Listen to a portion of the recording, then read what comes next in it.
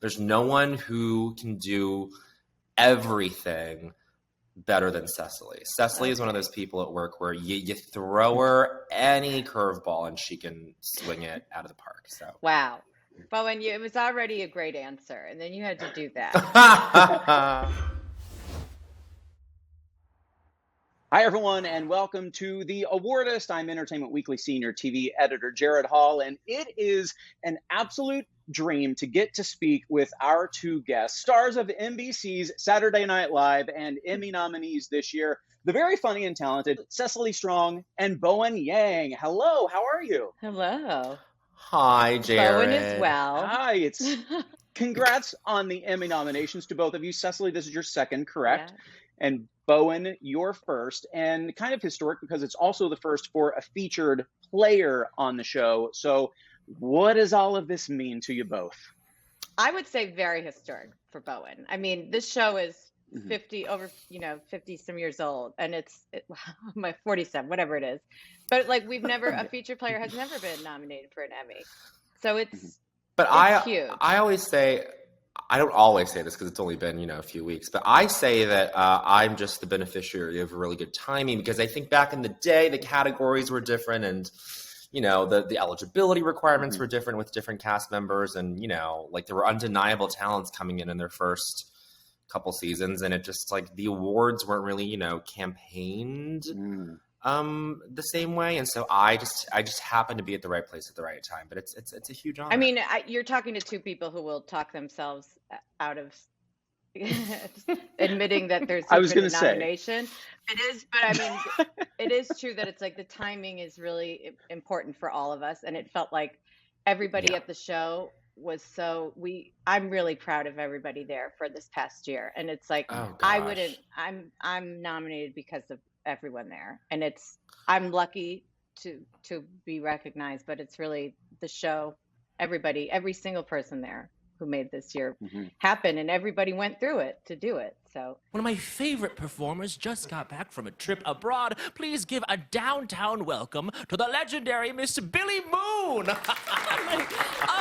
Isn't it marvelous? You've made the outside look like inside. That's right.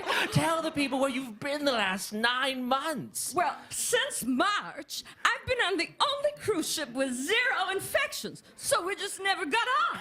Given everything that has happened in the world the last year and a half, 2 years, we've got the pandemic, a very stressful election cycle, the insurrection, George Floyd, Breonna Taylor, all of that. Was there any added quote unquote pressure felt by you personally or collectively as a cast to give people even more reason to have something to laugh about?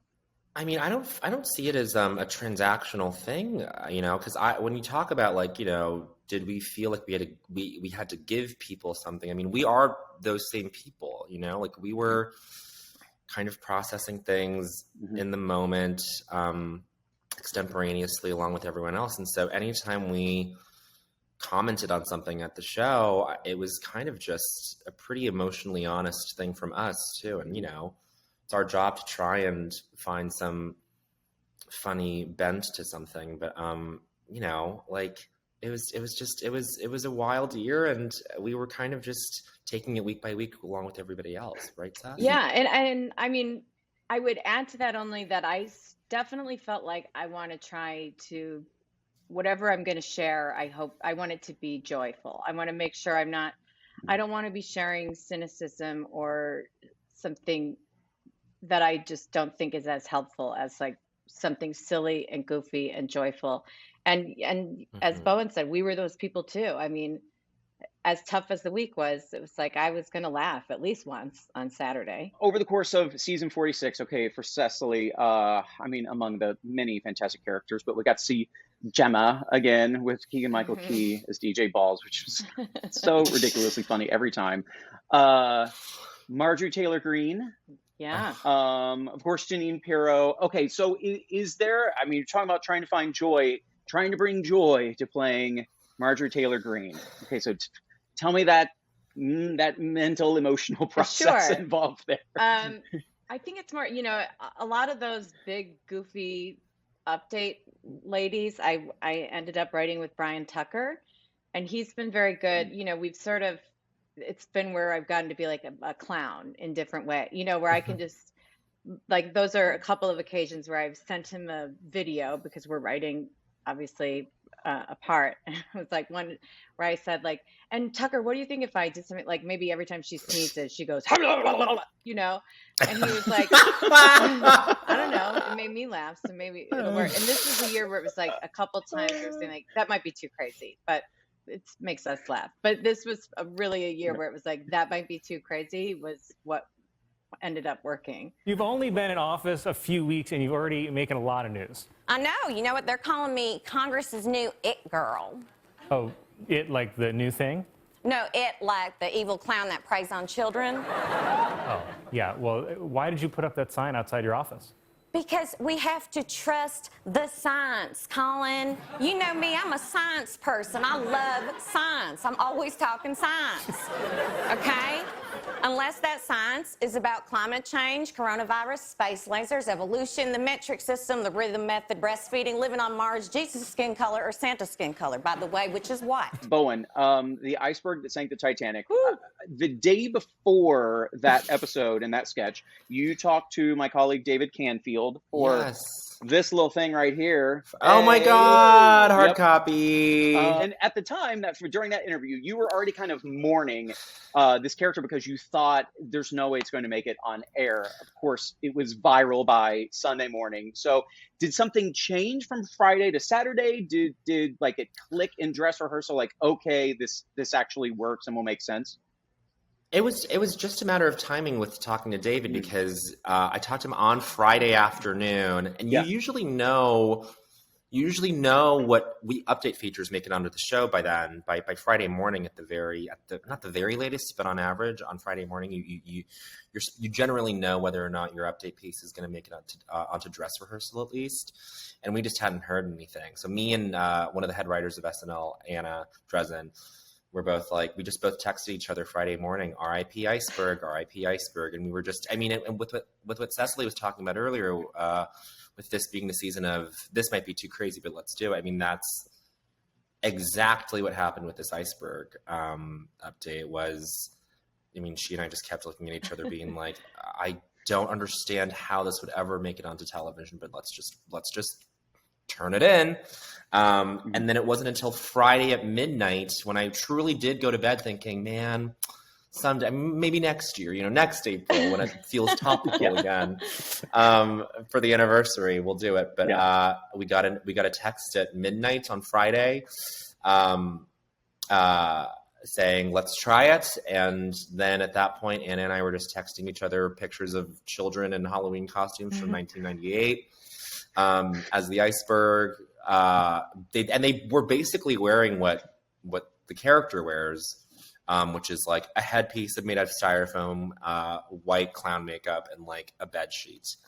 But then we made like very nuanced decisions with what he was going to wear, with like either it was going to be like a motorcycle jacket or a blazer, and I went a white leather motorcycle jacket or a white blazer, and I was like, let's go with like a white dinner jacket, because then it's not going to telegraph that he's like a pop star right out the gate. And so we made like all these really weird decisions and choices with the departments Friday night, and then it was crazy. It was so surreal that by the next night we did it. What was going through your head that fateful night? Thank you for that question. You know what, Colin? That was a really long time ago. I've done a lot of reflecting to try and move past it. It's one very small part of me, but there's so much going on beneath the surface that you can't see. Oh, that, of course, was a huge moment for you this past season, as well as also on Weekend Update, Do More to Stop Asian Hate, which when you know there's, as a viewer, we're going to tackle this, you're like, okay, what's the tone? How is this going to come off? How are they actually going to address it, but still be funny? Something like that, did it actually like kind of come easily, or did you spend way more time writing something like this to find the right line to walk? Yeah, I mean, I ended up, I normally you turn in a couple things for the week before the read through on Wednesday. This was the only thing that I worked on all week, that week, just because it seemed like, I had kind of been avoiding writing something that addressed it on Monday and Tuesday, and me and this other writer, Celestine, were just sort of like, let's try to do something else. This just feels too heavy. And then what they had brought up by the end of the night was, if we don't write it, then who else will? And then we were just like, yeah, I guess let's try it. And so we did it. And yeah, it was like, it's something that's just so sad and bleak on like a collective level that you can't really like be too quippy about it. And so what we ended up doing was just sort of like bifurcating it, where on the front end, it was just a lot of jokes about the social media sort of conversation around it. And then on the latter end, it was more about just like the grief of it all. And so I think about that, but then I always think about what Cecily was just talking about with her characters, these like monstrous people who Cecily is able to like lampoon in such a funny way. I mean, with Sidney Powell, that's another one where it was just like she gobbled like a turkey, and that was walk back to. I know, but I'm saying it's such a hard thing to harness something that's sad and scary and then turn it into something that hopefully makes people laugh. I feel like we did that for the most part, but then it's one of those things where I come away from it feeling super, I don't know, vulnerable about. But we gave it a shot, and I'm glad SNL sort of had the platform to offer me as someone who just kind of like wrote through it, tried out something to say about it, and I'm really grateful that SNL just sort of. It's so gave me brilliant, that and just like I don't know if anyone can understand like the pressure of what Bowen was under that week. And Bowen, I remember texting you after the table. You texted me after the table, and that meant so much to me. It's just to have that kind of grace, and it was like, here, Bowen is like you're a first Asian American cast member, right?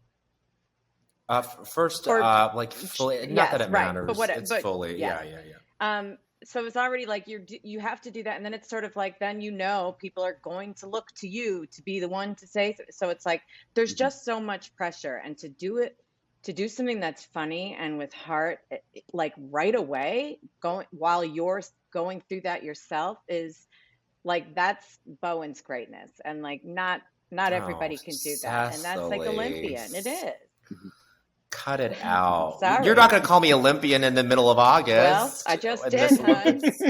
All right, Bowen, on your podcast, Las Culturistas, you and your co-host Matt Rogers always ask your guests the question, what is the culture that made you say culture is for me? So I'm going to turn the tables here a bit, have a similar thought for both you and Cecily. What is the SNL sketch or performer you watched growing up that made you say, SNL is for me? I have my immediate answer to this. The sketch was a sketch called Gaze in Space. It was written by a man named James Anderson. And I watched it as, a preteen staying up late watching SNL and thinking, why do I like this sketch so much? And being in the closet or not having an awareness of like that part of myself and thinking, I'm responding to something in this. It's so funny to me.